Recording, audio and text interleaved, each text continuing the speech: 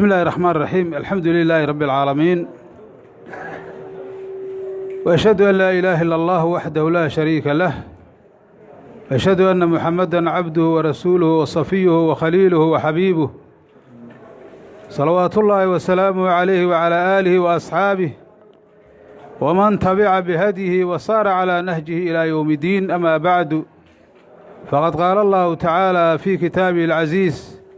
وإنه لذكر لك ولقومك وسوف تسألون. صدق الله العظيم. الحمد لله ثم الحمد لله ثم الحمد لله، حمدا لا غاية له ولا بداية له. اللهم فلك الحمد ولك الشكر على ما أنعمت علينا من هذه النعمة العظيمة التي لا تحصى، فزد لنا في إحسانك يا ذا المن والجود والكرم والإحسان. يا رب قلت وقولك الحق، وإن تعدوا نعمة الله لا تحصوها. marka ugu horeysa, jamaahiirtan acyaantii dadkii Soomaaliyeed oo ku noolay waddankan, kuwii ugu horeeyay ugu waaweynay ugu khayrka badnaay maaragtay halkan aan ugu yeernay oo meel iska bilaab beeraha dadka reer baadiyuhu waxay yaqaaniin geed qaad wax la yiraahdo ayaa jira. waa dhulka laga falo, hawdka laga falo, beeraha hawdka laga falaan dhihi lahay, meelaha hawdka laga falo geed qaad ayaa la yiraahdaa. marka geed qaadku waa dhib badan yahay oo qodaxa dhex taala, qoray baa dhex yaala, wax walba qajafa ayaa dhex yaala. waxaa laga yaabaa socodka iyo maaragtay inaysan ku qurxoonayn. marka alxamdulilaahi, dadkeennan wanaagsan oo ahlu sharafka ee meesha sidaasa oo markaasi qodaxdeedii iyo wax walba ay dhex yaaliin, oo meel quruxsan oo la harsado ama fadhi wanaagsan oo lagu raaxaysto aan lahaynin, na soo ajiibay. ilaahay ka sokow aad iyo aad aan ugu mahad celinaynaa. waxaana ka raali gelinaynaa annagoo u jeedna inay quluubtoodu quluub aad iyo aad u weyn ay tahay, amuurana sideedaba quluubta ay tahay, oo insaanka ilaahay uu ka fiirsanaya halkaas qalbiga maxallu nadarillaahi halkaas weeye. waxaan ogahay dadkan dad acyaana inay yihiin, dad maaragtay howlo badan iska leh, dad mas-uuliyiina inay yihiin. cid walba ay maanta howl fara badan ay soo daysay oo ay dayacday, ayadoo doonaysa inay nagu kaalmayso meeshaan aragtideeda iyo ru'yadeeda iyo ducadeeda. dadkan dad mu'miniina oo ahlulxaqa weeye, oo ahlulcilmiya, bulshaha qaybaheeda ka kooban. annaga waxaan khaniimaysanaynaa intaan ahlulaahidaaba hadday meeshaan timiday, hadda meeshaan majliska hadda nugu yar, laakiin meelo badan ay jiraan uun laysu soo dhowaada aan jeclaanay inaan dadka fadhiisinno. dadkina hadda aanan xadidinba. waa meesha haddii waxa weeye carruurtu ay maaragtay soo akhristaan qur-aanka iyo wixii kaloo culuuma, ay wax ku qaadanayaan, oy ku cuntaynayaan, oy ama ku qaraacanayaan, may ku qadaynayaan, may ku cashaynayaan. waa meeshaan hoolkan waaye. hoolkaanu ma ahan meel loo sameeyey sida magaalooyinka iyo ka jiro. dad badanaan waxaan arkay meelo aroosyada badanaana laka wacaahe oo haddaba noqotayba wax laysaga daysaday in xaafado walba laga samayso meel hoolahoo aroosyada iyo xafladaha iyo wax lagu dhigo oo la dhowraayo si maaragtay wax loo keeno. annagu hadda waxaanu keennay si uun maaragtay alxamdulilaahi gambarka lagu fadhiisaayo, kursiga waxaan maaragtay wax uu meelahaan isaga soo jaajaafnay, wax guryaha noo yiiliyo waxaan isku hoos dardarnay. meeshu hadda meel oo maaragtay loo sameeyey ma aan arrintaas. ayaday sidaas tahay, haddana sidii ku quruxsaneeda ma aysan gaarin, sababtoo wakhtiga hadda la dhammeeyey shuhuuraa laga joogaa, bilaa laga joogaa. marka ilaahay yaa mahadle subxaanahu wa tacaalaa. midda horaysa waa mahad celinta iyo soo dhowaynta. sida aan arkaayo ummaddii inti maaragtay ugu mudneeday maanta wayna soo ajiibeen. ilaahay khayr haydin siiya marka hore. oo ilaahay jannaatulfirdows ha isugu kiingeeya sidaanoo kale ilaahay waxaan ka baryaynaa inta meeshaan isugu timiday qof ka mid ah anigu hadda wax duca waxba kama ogin laakiin ilaahay caasi waa ajiibi karaa ma ogtahay waxaan leeyahay intaan inay jannaatulfirdows aysan ka baaqan oo sidaa isugu yimaadiin ilaahay taasaan weydiisaynaa calaashaan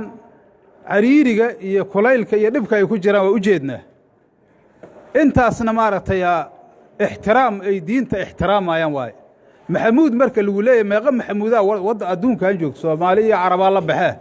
qof maxamuud la iska dhaho cid walba soo aadi mayso xataa waxaa laga yaabaa dadkan in dad badan maxamuudyaalo ay la dhasheen hadday uun maalin is arkaan isi salaamaan laakiin wax kale aysan isula jirin ayaa laga yaabaa inkastoo isla wada dhalan intaa isla dhalata waxa ay ixtiraamayaan wax annaga naga baxsan oo ah ilaahay kitaabkiisa iyo sunnada nabiga calayhi salaatu wasalaam qof walba waxay u timiday meeshaas lagu weynaynaayo kitaabka alle iyo sunnada nabiga inay maaragtay weynayso ayay u timid horta kow marka ajirka ilaahay agtiisa u yaallaa ambiyadu waa tay dhihi jireen in ajriya ilaa calaa rabbi alcaalamiin dhibaato badan markay maraan oo gaaladii ay dhibayso oo wax kastoo duruufa ay haystaan dadka wax weydiisamaa in ajriya ilaa calaa rabbi alcaalamiin saasay dhihi jireen rabbulcaalamiina ajirkeennu ilaahay rabbulcaalamiina ayaa ajirkiinna aad ka helaysiin annagu idin jaasin mayno waxaan idiin sheegayaa meeshaan mu'asasadan horta meeshaanu maraaxil waaye xaaji axmed qaali khayr allaha siiyey hadda ka hor ayaan xaafadda ina noogu yimid waa noo imaan jira haddana sidiisoo noogu yimaadaah maalinaan soo baxnay annagoo markaasi halkaan soo aadnay oo juqhawda iska ta laakiin waa meel iibsanay isaga waxoogaa dadkii meesha joogaan ka gadnay roobaa meeshaan ugu qabsaday meeshaa hadda garaska ah markaasaan ducaysannay markii aan ducaysannay ayaa waxaa timida marka in aan dhahnay war ilaahay waana ajiibaa maanta hadda waa ila jiriah waana waa ka hadda idiin sheegaayo moogta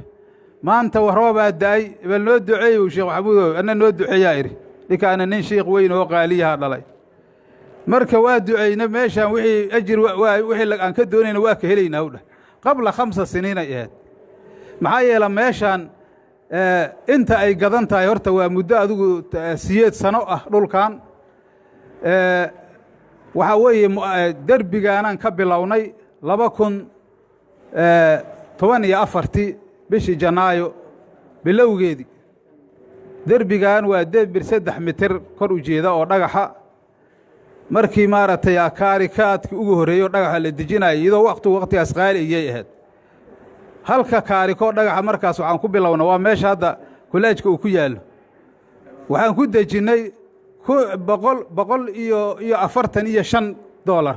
$145 aan ku bilowno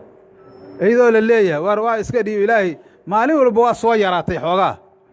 marka hal sano muddo aan ka yarayn ama 2 sano gaaraysa dhagaxaasaan dejinaynaa saas ugu wareejinayna elaan u samaynay 6 aan u samaynay hawadu noogama jirinba inaan saan waxaan la gaari karo laakiin hawadu marba meelay ku sii gaarsiinay marka haddana waxaan ugu soo dhacday war meeshaan amaanu iska soo wareejinaahoo derbigaas dhul oo maaragtay xadidan amuu noqdaa waxaa laga yaabaa dhulka waxa lagu hanto fuqahada iyo culumta islaamka oo dhan kulli waxyaabo oo la og yahay waaye waxaa laga yaabaa hadda waddankan dhulalaa isaga yaalla reer hebelaa iskale qol heblaa iskale la iska leeyahy dhul waxaa iska howdaa ku yaalla waxaa laga yaabaa xagga shareecada haddii la fiirsho dadkaasu dhulka waxay ku milkiyaan xagga sharciga inaysan haysanin marka inaan taxwiidulbuqca aan samayno buqcadii wareejinno ayaan isku daynay 46 maalmood ayaa derbigaa la dhisayd aragteenoo ganjeelooyinka iska leh oo 4 iyo mid yar iska leh marka intaas markii la dhisaayey laakiin dad fara badan baa dhisaayey waxaa laga yaabaa maalin inay dhisaysay 100 fuundi ama maaragtay 50 ama 60 iyo shaqaalahooda inay dhisaayeenaa dhici karta maalintii markaas aan bilaabaynay lacag waxaan ka haysannay $4,000 aan haysannay 4,000 waxba noolama jirin annagoo 6,000 kala baxna meeshaan reeraan khayr Allah siiyo dhulka naga giday 6 boosay meeshaan naga siiyeen banaanka meeshii baan 1500 ka bixin 600 ay noqotay 6,000 waxaan ku gadanay alaabtii wax lagu dhisay badiiladii iyo wixii dhamaay iyo maartay aan ku dhisnay badiiladii iyo maartay wixii kale intoodo la jiray sida maartay sakeelada carada lagu qaadayo waxaas waa taqaaniin kunna waxa weeye ka tarabiil dhulkan aan gelinayo la yiri markii la dhisaayo waxa loo baahan yahay 15 mitir oo dadka shaqaalaha ay ku shaqeeyaan meeshaas marka subax uu galay qoraxda ugu dhacday waa dhameeyay 4 kunaan oo soo hartay 4 kunaan ku bilowna marka darbigaan ku bilowna marka haddaan ku bilowna marka ilaahay subxaanahu wa tacaala nagama kala goyn lacagtaas anaguna allan ku tasayna kaydkiisa mooyee xoolo aan hayno kuma tashanay xaqiiqatan ilaahay yaan baryayna subxaanahu wa tacaala waxay yiraahdaan ma ogta waxaan faataxada lagu helay ay Soomaalidu yiraahdaan waa run faataxada waa lagu helaya waxa yeelaa waa umul kitaab qofkii i'tiqaadsan ama macaanideeda ka saaya ama aqeeda u leh faataxada waxbuu ku helayaa laakiin waa in ilaahay ka aqbalo waqtigii maartay xilligii taabiciinta Xasan al-Basri markuu joogay ayaa waxa weeye nin waxa u yimiday dadka faataxada ku akhriya laakiin wuxuu dareemay ninkaas inaan dadka faataxada haduu ku akhriyo aan la aqbalayn oo dadkii cudurka iska sii haayo waxauna markaasi asar oo Sayyid Umar ka timidayo Sayyid Umar dadka haday jiradaan faataxada ku akhri jiray dadkuna horay ka bogsa jireen markaasuu Sayyid Xasan al-Basri u yimid caalimku weynaay waa taqaaniine markaasuu Xasan al-Basri anigu dadkii faataxada waan ku akhriyay waana ku caafimaadi laayihiin Umarna faataxada waxa ku akhri jiray faataxada waa lagu caafimaadi jiray xagee la iga haayaa uu yiri markaasuu yiri al-Faatiha ya al-Faatiha u dhahay Xasan al-Basri laakiin faayna Umar yuri faataxada waa taay aaway Umar uu yiri Umar kima isku akhri adiga ma uu yiri ninka laga aqbalayo Umar waa yiri ma adiga ma laga aqbala faataxada waa taay marka quraanka laftirkiisu iyo dacwada ilaahay adoomankiisu waa maartay ilaahay udcuuni astajib lakum ballamu ilaahay noo qaaday waana ajiiba haddaan teena ka soo baxday ida ilaahay tiisu baaqamayso laa yukhlifu al-miicaad waay ilaahay ballanka kama baxayo anagu marka waxa weeye faataxadan akhrisanayna xaqiiqatan waxa jirta marka laba todobaad ma laba todobaadaan ilaahay laba asbuuc dadka waxa loo soo sarifay meesha ka shaqeynaya $3,000 aa loo soo sarifay maalin kasta waa loo soo sarifaa laba todobaad lacagta meesha lagu bilaabano intaasay aheeday hal maalin ma istaagin marka hal maalin maxaa yeela 46 maalmood darbigaan arkaysiin meeshaan waxa weeye waa maartay 800 oo mitir 880 mitir waaye marka waa adigu kiiloomitir wax dhiman waaye darbigaasna dhagaxa meesha laga keenay waa taqaaniin isku wareeg markii la yiraahdo 50 kiiloomitir ku dhawaaysa dadka magaalada jooga qarashka loogu keena dhagaxa ka badanaanu lagu keenay ilaa meeshaan la imaaha maanta waad aragteen culayskeeda waa aragteen sabab macnaa safarkaas culus yahay hadda dhismadii iyo wixii keenidi waa sidaas oo kale marka ilaahay subxaanahu wa ta'ala intaas oo ku taam yeelay ka bacdi hadda waxa weeye waanu sii hawoono waxaan ka bilownay oo qalbiga naga gashay war ilaahay quraankiisa haddii lagu kor yeelo oo halkaas la hiigsado waa la gaara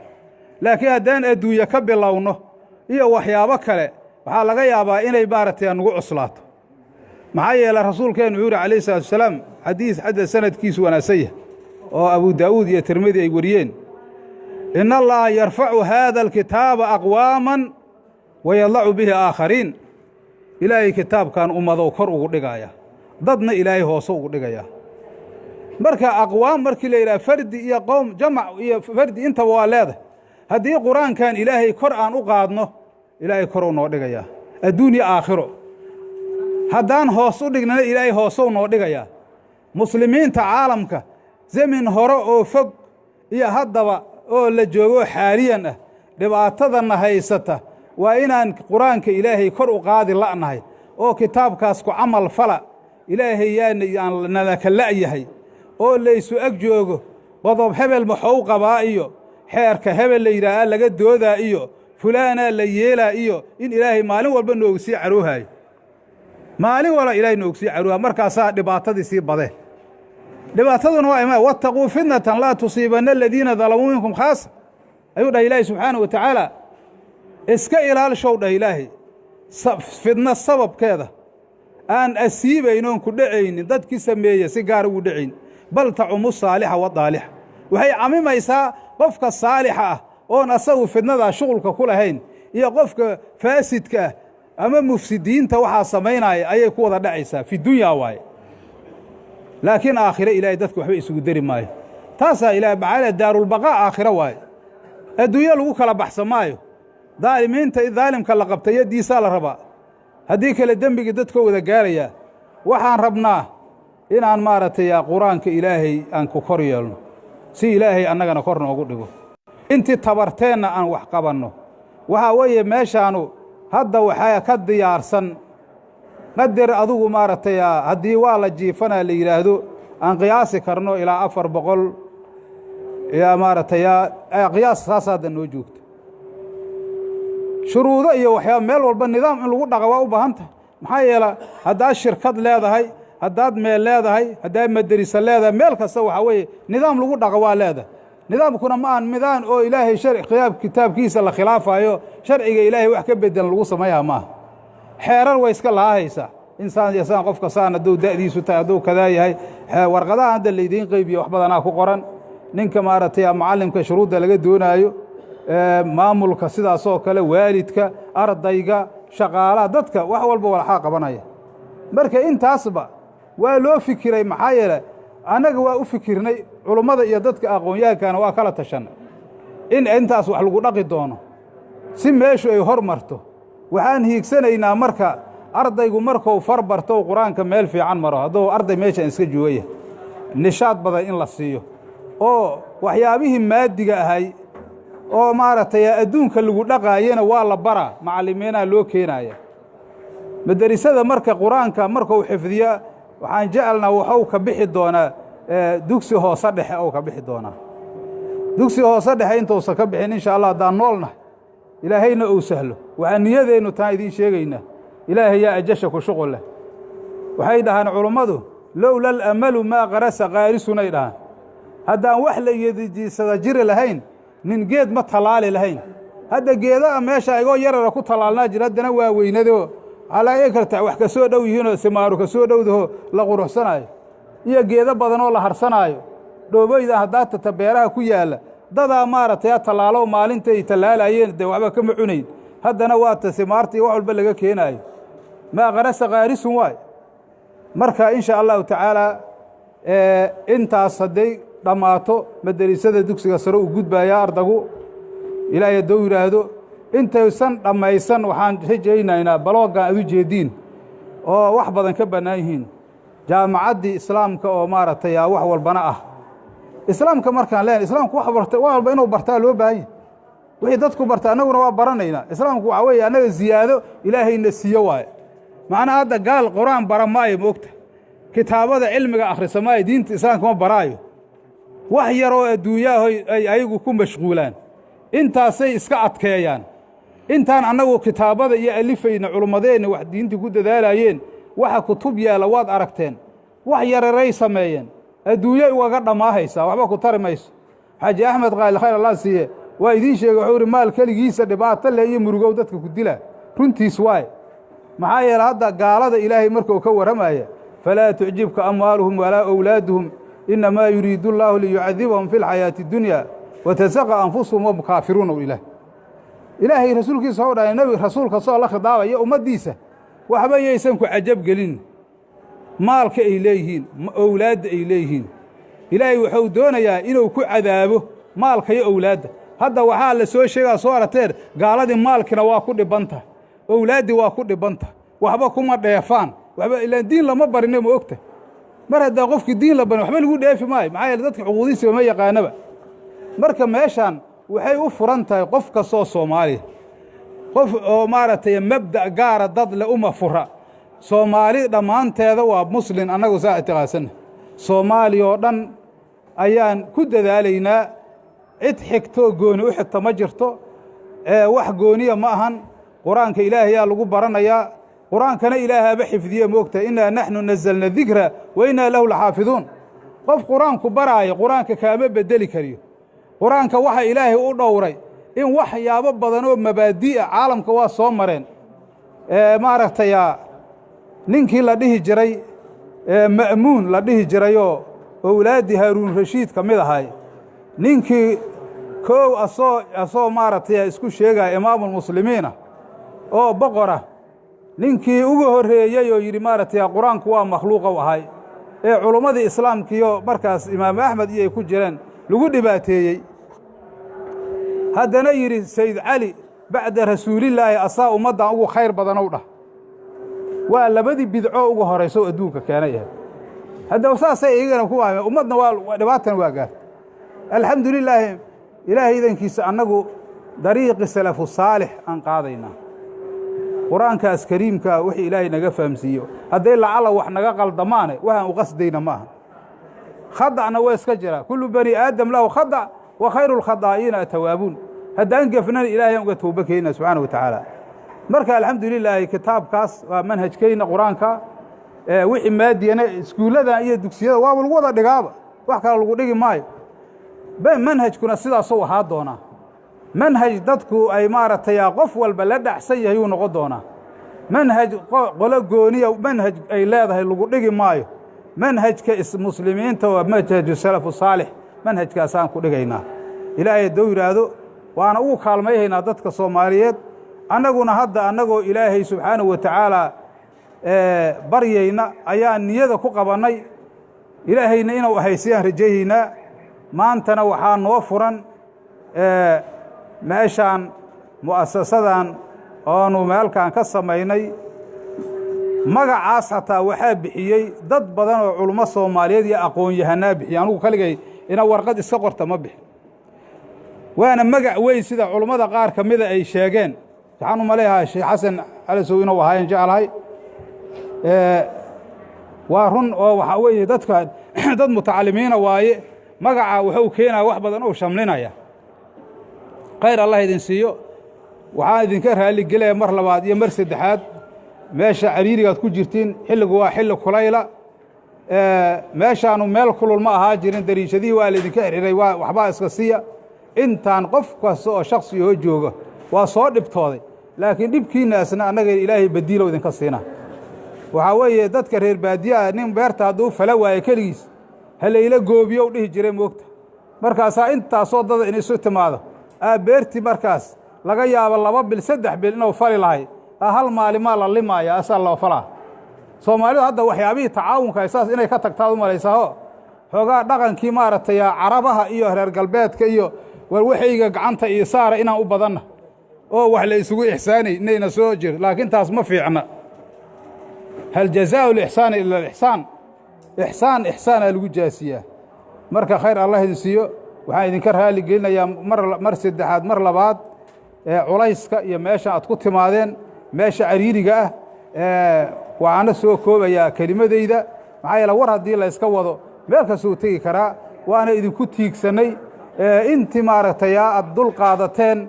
raalli ahaada maaragtay ma ahan meel oo maaragtay raaxa leh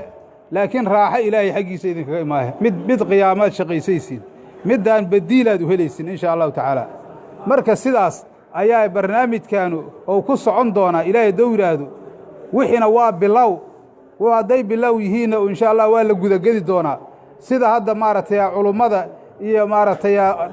odayaasha dhaqanka iyo ganacsatada idinka codsadeenna hadda waxa weeye garab waa laydinka doonayaa saad maantaba garab noo siiseen garab waa laydinka doonayaa adinkoo fartoomaysiin watacaawanuu cala albiri waataqwa walaa tacaawanuu cala alismi waalcudwaani waxaa garab noo ah qofkii noo hambaliyeeya ee noo duceeya garabkan sheegaaya kaas waaye cid waxba la yaboohi maayo wax badanaa dad waxay yidhaahdeen meeshaan adduunka maa loo bandhiga saas maa la yeelo wixii ayagu naga war helee meeshaan una wax yar uun wax soo qaatay wax badan wax yar keensada waa gooni laakiin waxaan dhahnay annagu waxaa nalaga habboonaatay inaan horta gogosha dhigno gogosha haddaan dhigno qofku yimaada asaa markaas wixii ilaahay oo u garta asaa samayn doona hadda marka waxa weeye saasay barnaamij ku socon doonaa waana mahadsantihiin haadaa wabilaahi